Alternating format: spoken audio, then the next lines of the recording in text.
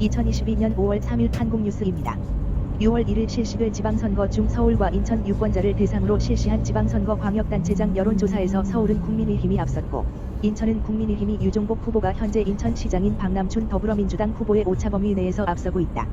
인천시장 후보 지지도는 유정복 국민의힘 후보 44.4%, 박남춘 민주당 후보 38.3%로 차이가 오차 범위 내인 6.1%포인트였고 이정미 정의당 후보는 4.0%였다.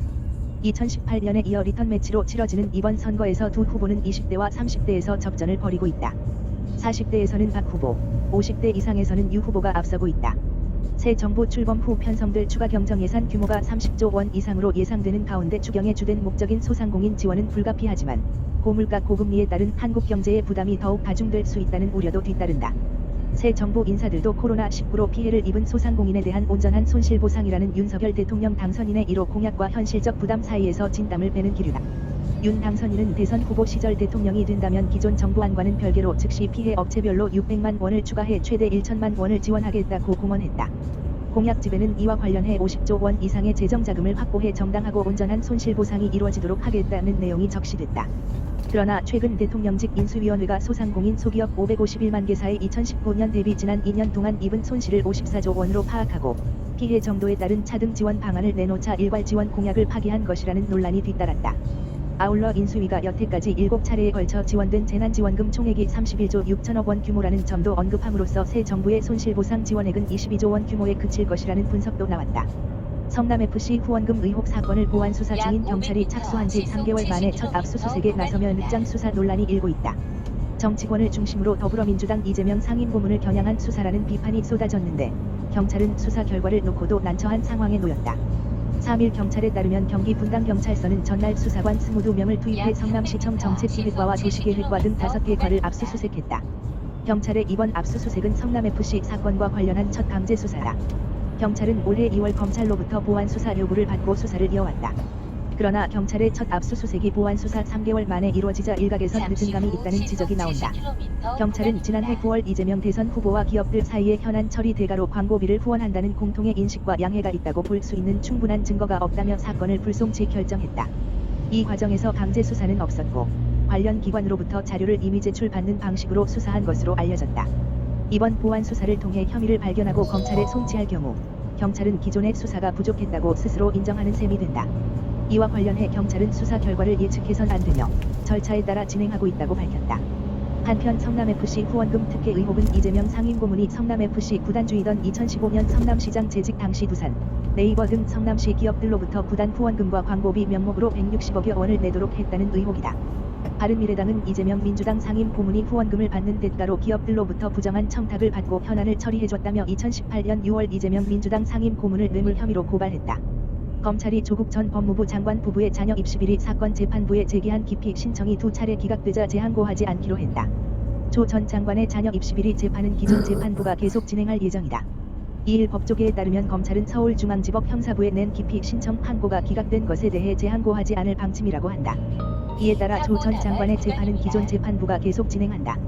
앞서 검찰은 지난 1월 재판부가 피고인에 관해 편파적인 결론을 내고 재판을 진행하고 있다라며 기피를 신청했다. 재판부가 지난해 11월 대법원 전원합의체 판례를 언급하며 동양대 강사 휴게실 P씨와 조 전 장관 서재 P씨의 증거 능력을 배척하자 이에 반발한 것이다. 하지만 서울중앙지법 형사합의부는 검찰의 기피 신청을 기각했다. 재판부의 증거 불채택 결정에 법리적 오해가 있더라도 중요한 증거를 재판에서 배제하겠다는 불공정한 예단이나 심증이 있었다고 보기 어렵다는 이유다. 검찰은 항고했지만 서울고법도 같은 결론을 냈다.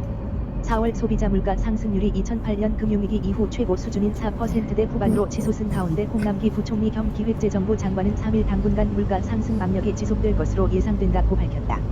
경제부총리는 이날 정부 서울청사에서 물가관계장관 회의를 열고 주요 선진국이 러시아 우크라이나 전쟁 장기화 등 영향으로 유례 없이 높은 물가 수준을 이어가고 있다며 이같이 말했다.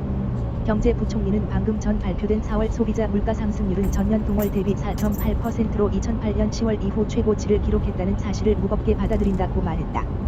부총리는 이어 정부는 최근 물가관계장관 회의를 통해 결정한 여러 조치들을 속도감 있게 이행하는 등 물가 안정을 위해 총력을 기울이고 있는 중이라며 추가적 조치들도 분야별로 적극 시행 중에 있다고 덧붙였다. 환율 상승세가 심상치 않다. 이일 외환시장에서 원달러 환율은 전 거래일보다 9.2원 오른 1265.1원에 마감됐다. 원달러 환율은 지난달 21일 1238원에서 28일 1273.5원으로 6거래일에 만에 35.5원 치솟았다가 29일 1255.9원에 마감하며 하루 만에 상승분의 절반을 되돌렸다. 하지만 이날 다시 1260원을 넘겼다. 최근의 환율 급등은 미국의 통화긴축 예고에 우크라이나 러시아 사태 장기화, 중국의 봉쇄 조치 확대 등이 더해져 세계 경제 불확실성이 커지면서 안전자산인 달러 선호 경향이 뚜렷해진 원인으로 분석된다. 코로나19가 상륙한 뒤 한 번도 쉬지 않고 오르던 골프장 회원권 상승세가 2년 만에 꺾였다. 포스트 코로나 시대가 열린 데다 금리 인상 여파로 향후 부동산 등 자산 가치가 떨어질 것이란 우려가 더해진 결과다. 그러나 업계에선 지난 2년간 20에서 30대를 중심으로 골프 인구가 크게 늘어난 데다 투자 리스트에 골프 회원권을 넣는 부자가 늘고 있는 점을 들어 회원권 가격이 급격하게 떨어지지는 않을 것으로 내다보고 있다. 대신 고가 회원권은 지금보다 더 오르고 중저가 회원권은 더 떨어지는 부익부 빈익빈 현상이 골프 회원권 시장에도 적용될 것으로 예상하고 있다. 안철수 대통령직 인수위원회 위원장이 서해해양수산부 공무원 피살 사건과 관련 윤석열 정부 출범 후 진상규명에 나서겠다는 뜻을 밝혔다. 하지만 문재인 정부는 관련 내용을 대통령 기록물로 지정할 가능성이 크다.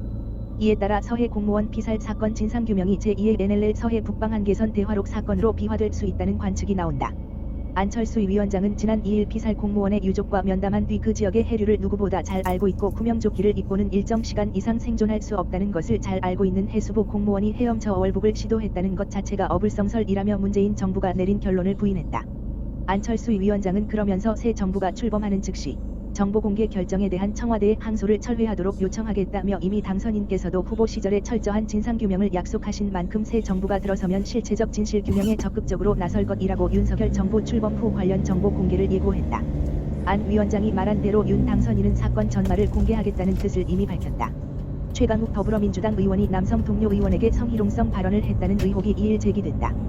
박지현 공동비상대책위원장은 당 윤리심판원의 진상규명을 비롯한 징계논의 절차를 지시했다. 최 의원은 지난달 28일 국회 법제사법위원회 소속 민주당 의원들과 보좌진이 모인 화상회의에서 비속어를 사용하며 성적인 행위를 묘사하는 단어를 사용한 것으로 전해졌다. 최 의원은 카메라를 켜지 않는 한 남성 의원에게 얼굴을 보여달라고 말했고 해당 의원이 얼굴이 못생겨서요 라고 농담하고 넘어가려 하자 성적인 행위를 하고 있는지 물었다고 참석자들이 전했다. 이 화상회의에는 복수의 여성 보좌진이 배석하고 있었다. 한 달 이상 도시 봉쇄가 계속되고 있는 중국 상하이에서 한 복지시설이 살아있는 노인을 운구용 가방에 넣는 일이 발생했다. 하마터면 산채로 화장될 뻔한 상황에 상하이 시민들은 불만을 넘어 공포에 휩싸였다. 2일 홍콩 일간 사우스 차이나 모닝포스트, 베이징일보 등은 최근 상하이의 한 복지관이 사망한 것으로 오인한 노인을 장례식장으로 옮기기 위해 시신 운구용 가방에 넣어 차량으로 이송하려다 노인이 살아있음을 뒤늦게 확인했다고 전했다. 노인은 병원으로 이송돼 치료를 받고 있다. 오늘도 시청해주셔서 감사합니다. 구독과 좋아요 부탁드립니다.